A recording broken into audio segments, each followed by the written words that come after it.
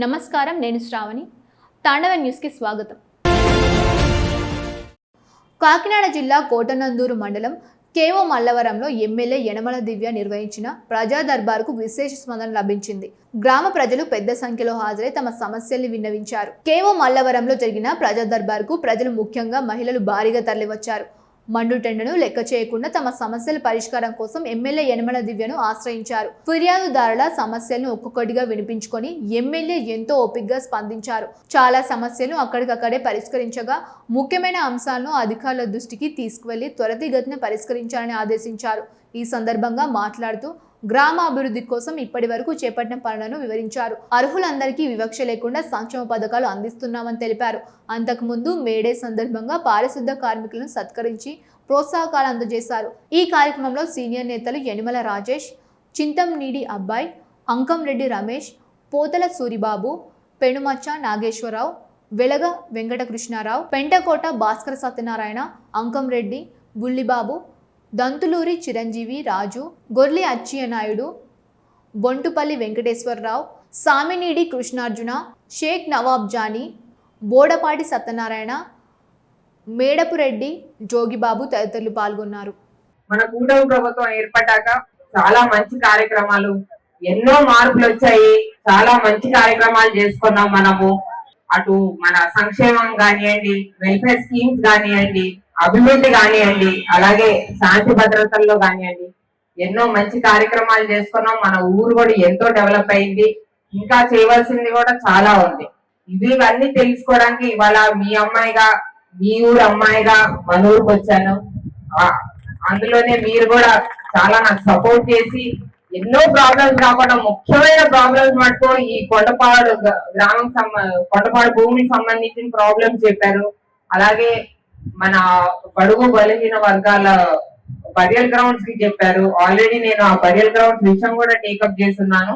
దాన్ని డెవలప్మెంట్ కూడా చేపిస్తాను త్వరలోనే ఆ బరియల్ గ్రౌండ్ విషయం. అలాగే అంబేద్కర్ స్టాచ్యూ కి షెల్టర్ అని అడిగారు. ఇది నేను అంబేద్కర్ గారి జయంతి అప్పుడు కూడా చెప్పాను. నాకు ఒక ఆలోచన ఉంది, మన కాన్స్టిట్యుయెన్సీలో ఏవైతే అంబేద్కర్ గారి విగ్రహాలు ఏవైతే ఉన్నాయో ఎండకి వానకి తడిసిపోతున్నాయి, ఎండకి పెయింట్లన్నీ కూడా ఫీడ్ అయిపోతున్నాయి. కాబట్టి నాకు ఒక ఆలోచన వచ్చింది, ఈ స్టాచ్యూలు అన్నిటికీ కూడా ఒక షెల్టర్ అనేది ఏర్పరచాలనే ఆలోచన వచ్చింది. అది ఎలా వర్కౌట్ చేయాలనే దానిలో కూడా నేను ఉన్నాను. ఇంకొక సమస్య వచ్చేసి మన గ్రామ ఐక్య సంఘం వారికి ఒక కమ్యూనిటీ హాల్ కావాలని చెప్పారు. మీటింగ్లు అన్ని రోడ్ల మీదనే పెట్టుకుంటున్నాము, ఎక్కడో వినాయకుడి గుడి దగ్గర ఎక్కడో పెట్టుకుంటున్నాం అని చెప్పారు. వారందరికీ కూడా ఆడవాళ్ళకి స్త్రీ శక్తి భవన్ అనేది ఒకటి మంజూరు చేయాలని రిక్వెస్ట్ వచ్చింది ప్రజా దర్బార్ ద్వారా. దాన్ని తప్పకుండా పరిశీలిస్తాను. నేను కూడా ఒక స్త్రీనే కాబట్టి మీ కష్టం ద్వారా అర్థం చేసుకొని తప్పకుండా అది పరిష్కరిస్తాను. అలాగే ఇప్పుడు మనకు కూటమి ప్రభుత్వం ఏర్పడిన 2 ఏళ్లకి ఎన్నో మంచి కార్యక్రమాలు చేసుకున్నాం మనము. ఇప్పటికే మీ ఊరు చూడొచ్చు, ఆల్రెడీ రోడ్లన్నీ బాగున్నాయమ్మా. కాబట్టి మాకు ఒక 2 రోడ్లు ఇవ్వండి అని చెప్తే ఆ 2 రోడ్లు ఇచ్చాము.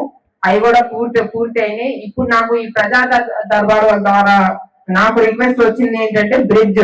ఈ బ్రిడ్జ్ గురించి రాజ్బాబు గారు చెప్పారు. తప్పకుండా ఇది కూడా పరిశీలించి ఈ బ్రిడ్జ్ కూడా మన హయాంలోనే నిర్మించే విధంగా కూడా చర్యలు తీసుకుంటాము. అసెంబ్లీలో కూడా ప్రస్తావించింది. ఒకటే గుర్తుపెట్టుకోండి, అసెంబ్లీలో నేను ఏదైతే ప్రస్తావిస్తానో అది కంపల్సరీ నా హయాంలోనే నేను చేసి తీస్తాను. కాకపోతే కొంచెం టైం పడుతుంది, మీ అందరికీ తెలుసు కదా, కొంచెం టైం పడుతుంది. కానీ నా హయాంలోనే నేను కంప్లీట్ చేసి తీస్తాను.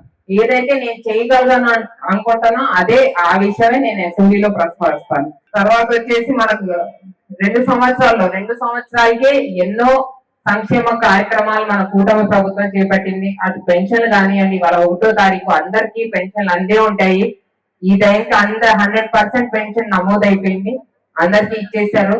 ఈ పెన్షన్లకు వచ్చేసరికి నా ప్రజా దర్బార్లో చాలా రిక్వెస్ట్ వచ్చినాయి. పెన్షన్ కానివ్వండి, హౌసింగ్ సైట్లు కానివ్వండి, మీరు ఎక్కడా డౌట్ పడిన పనే లేదు. వచ్చిన 2 ఏళ్లలోనే ఏదైతే మనం సూపర్ 6 హామీలు ఏవైతే ఇచ్చున్నామో వాటన్నీ కూడా అటు గ్యాస్ దీపం పథకం కానివ్వండి, మహిళలకి ఉచిత బస్సు కానివ్వండి, తల్లికి వందనం కానివ్వండి, అలాగే అన్నదాత సుఖీభావ కానివ్వండి, ఆటో మీ సేవ కానివ్వండి, ఇలాగా ఎన్నో కార్యక్రమాలు కూడా ప్రామిసెస్ మేము అన్ని కూడా 80% వరకు ఫుల్ఫిల్ చేసుకుంటూ వచ్చాం. Tandava News. For more updates, like, share and subscribe.